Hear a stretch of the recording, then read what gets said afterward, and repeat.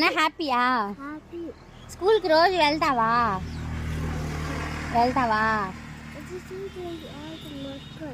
Auto గడ్డి తీసుకోబోతుంది. నిన్ను madam ఏమంటది? గుడ్ బై అంటదా? ఏంది రౌండ్ తిరుగుతుందా?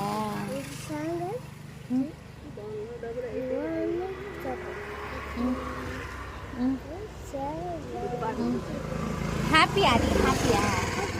ఐ లవ్ యూ మా బెట్ట అమ్మా.